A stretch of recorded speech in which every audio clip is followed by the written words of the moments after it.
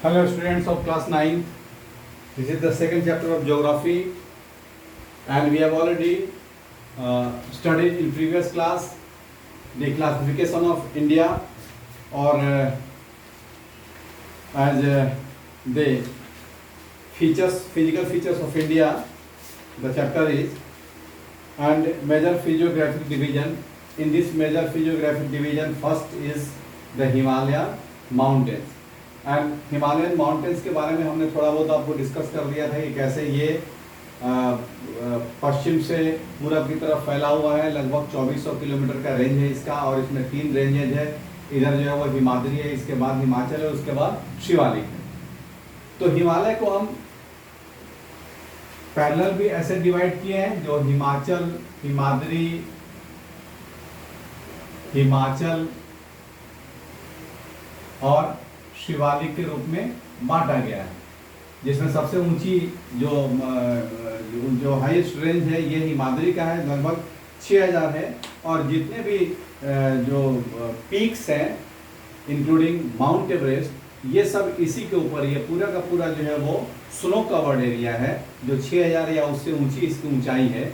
और जितने भी पीक्स आप पढ़े हैं, आप जानते हैं या सुने होंगे, ये सारे पीक्स इसी पर सिचुएटेड हैं। जैसे माउंट एवरेस्ट नेपाल में है, यहाँ पे नेपाल में अगर अपने आपको देखेंगे कंचनजंगा इंडिया में है, मकालू नेपाल में है, धौलागिरी नेपाल में है, नंगा पर्वत इंडिया में है, अन्नपूर्णा नेपाल में है, नंदा देवी इंडिया में है, कामेट इंडिया में है, नामचा बरवा इंडिया में है, दुर्ला मरधाला ये जो है, मदांता ये जो है नेपाल में है।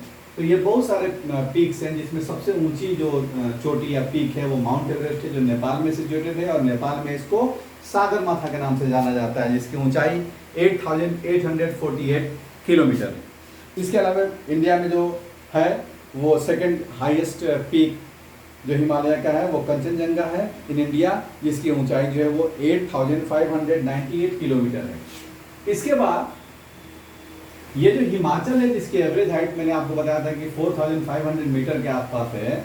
तो जितने भी इंडिया के हिल स्टेशन हैं, चाहे वो मसूरी हो, चाहे वो देहरादून हो, या जितने भी हिल स्टेशन हैं, ये सारे इसी पर सिचुएटेड हैं। जबकि शिवालिक के बारे में मैंने बताया कि टूटे फूटा रेंज है, बहुत इसकी हाइट कम है और बहुत स्कैटर्ड रेंज है। इवन बिहार में जो कैमूर वगैरह के आसपास का जो रीजन है उसके जो माउंटेन रेंजेज आते हैं, ये सब पारसनाथ की पहाड़ी वगैरह सब इसी के अंतर्गत आती हैं। यानी कि यहाँ तक हिमालय फैला हुआ था पहले। अब हम देखते हैं कि हिमालय को अगर हम ऐसे मान लीजिए कि हिमालय का रेंज है इस तरह से फ्रॉम वेस्ट टू ईस्ट, तो इसको हम ऐसे भी 3 रेंज में बांट सकते हैं।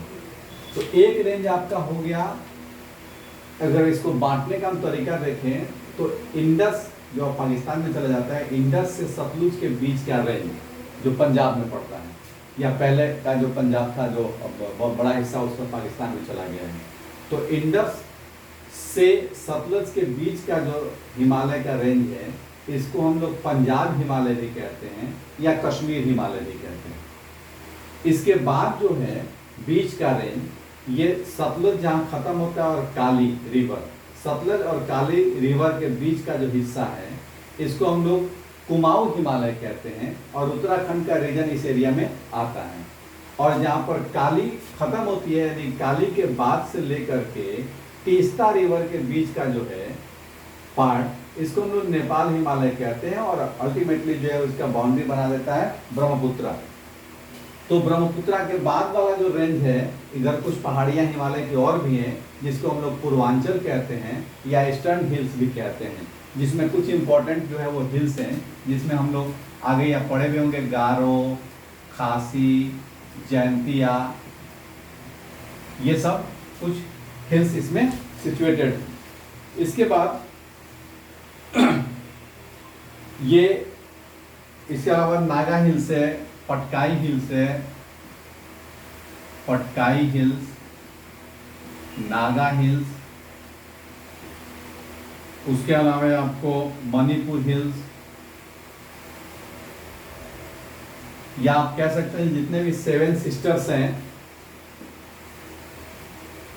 मिजो हिल्स। तो ये जो 7 स्टेट्स हैं इस रीजन में, जिसको हम लोग पूर्वोत्तर का स्टेट्स कहते हैं, उस रीजन में जितने भी हिल्स हैं ये सब इसके पार्ट हैं या पूर्वांचल के पार्ट हैं। तो ये हिमालय हमारा हो जाता है। अब ये इसकी हाइट है इतनी ऊंची कि उस तरफ से आने वाली जो कोल्ड विंड है इसको ये रोक देता है और हमारे देश को सीवियर कोल्ड से बचाता है। प्लस बहुत पहले से ये हिमालय एक बाउंड्री का काम करता रहा है और बाहर से उस तरफ से आने वाले दुश्मनों से भी हमारी रक्षा करता रहा है। इसके अलावे हिमालय से जो जितनी नदियाँ निकलती हैं, रिवर्स निकलती हैं, वो सारी नदियाँ हिंदुस्तान के लिए काफ़ी फायदेमंद रही हैं और एक तरह से ये वरदान रही हैं।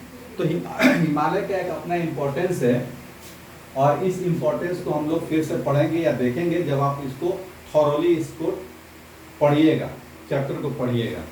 इसके बाद हम लोग नेक्स्ट टॉपिक जो पढ़ेंगे वो होगा Indian northern plain. Northern plain, तो ये नॉर्दर्न प्लेन के बारे में हम अगले क्लास में डिस्कस करेंगे। थोड़ा सा लंबा चैप्टर है, इसलिए हम एक एक टॉपिक को लेकर के चलते हैं ताकि आपको भी बड़ा इजीली समझ में आ जाए और कोई दिक्कत नहीं हो। तो नेक्स्ट या कल हम लोग इसको पढ़ेंगे नॉर्दर्न प्लेन के बारे में। उसके बाद क्योंकि 6 है तो 6 में जो इम्पोर्टेंट है वो एक हिमालयन माउंटेन है, उसके बाद नॉर्दर्न प्लेन है, इसके बाद जो है वो बाकी जो हिस्सा है उसके या एक जो दक्कन प्लेट्यू है, उसके बाद पेनिनसुलर इंडिया, उसके बारे में थोड़ा सा हम लोग ज़्यादा डिस्कशन करेंगे। बाकी जो टॉपिक है वो छोटा है तो बहुत जल्दी खत्म हो जाएगा, इसलिए आप इसको थॉरोली थोड़ा पढ़ेंगे अगर आपके पास बुक हो तो, और निश्चित रूप से बुक आप ले भी लेंगे।